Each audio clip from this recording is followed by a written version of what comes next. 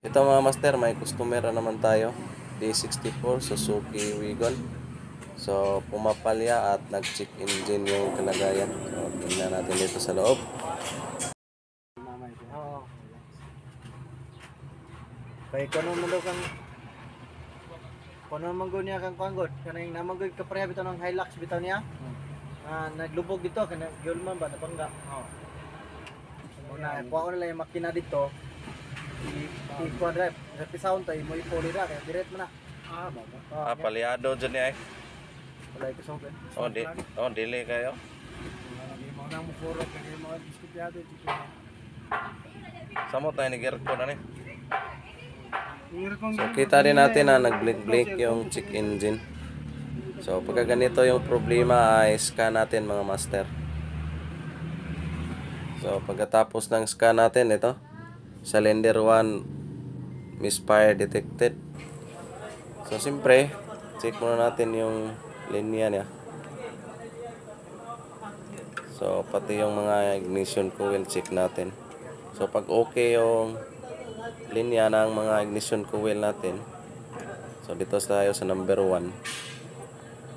So okay din yung coil niya, tinest na natin. So, ang papalitan natin dito spark plug lang. So spark plug lang yung suspect natin dito mga master, wala nang iba pa. Pag di nadali sa spark plug ay proceed tayo sa ignition coil. So, ito lang muna yung papalitan natin. So, siyempre, sabay itong tatlo. Para sabay talaga sila. So, fast forward tayo. Hindi na tayo magpaligoy-ligoy pa. Ito na, kinabit na natin yung mga bagong spark plug at paandarin na natin.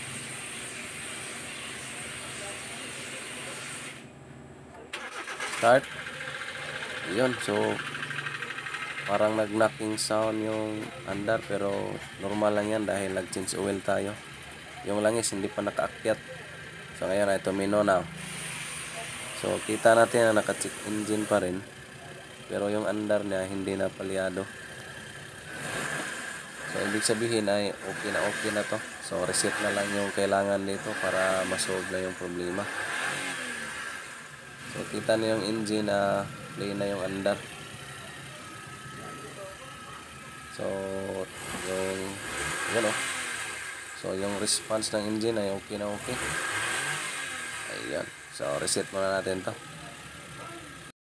Pagkatapos nating may reset gamit yung scanner natin. So, start na natin. Ayun. So, wagdang na yung check engine. So, kanina, pag andar natin, so, may check engine pa rin. Dahil nga naka-program na yon sa ECU. Pero nang na-fix natin at i-clear natin, so mawawala na yan dahil yung problema ay na-solve na. So, aircon. Dahil sabi ng mayari, yung lamig ng aircon ay nawawala din. So, kaya nawawala yon mga master. Dahil nga yung engine ay sobrang baba ng minor at palyado, kaya yung sa trigger ng aircon hindi siya maka trip on and trip off. So yung aircon okay, malamig. So tapos muna natin yung fan.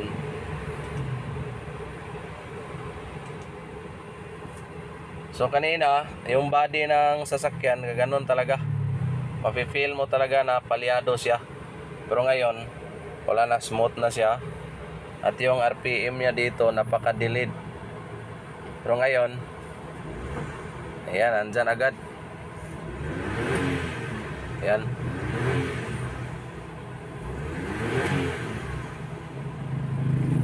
So, patakbuhin natin to para magkaalaman kung babalik ba yung check engine at magbi-blink. So kanina, habang naka-check engine siya, pagpasok sa shop, maya-maya magbi-blink yung check engine. Ngayon, patakbuhin natin ng kahit 2 kilometers lang. Ay, okay na yan. So, let's go.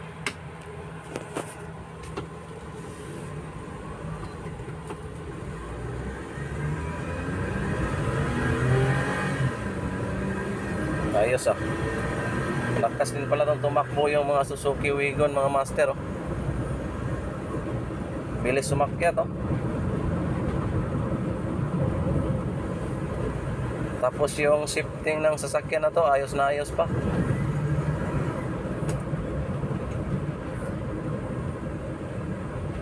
So okay. So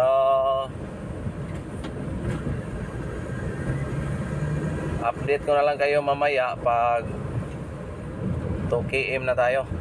Hindi na lang natin papatayin para makikita nyo talaga yung resulta kung babalik ba yung check engine. So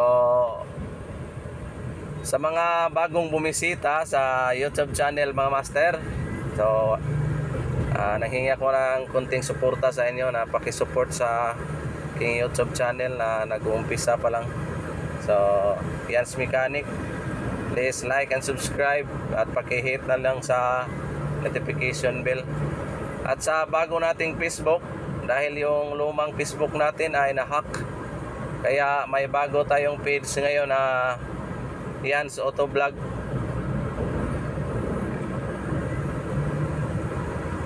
So ayan, naka 1 km na tayo mga master. So kita natin na yung dashboard ay wala pa rin nakailaw. Yung check engine dito ay hindi na talaga bumalik.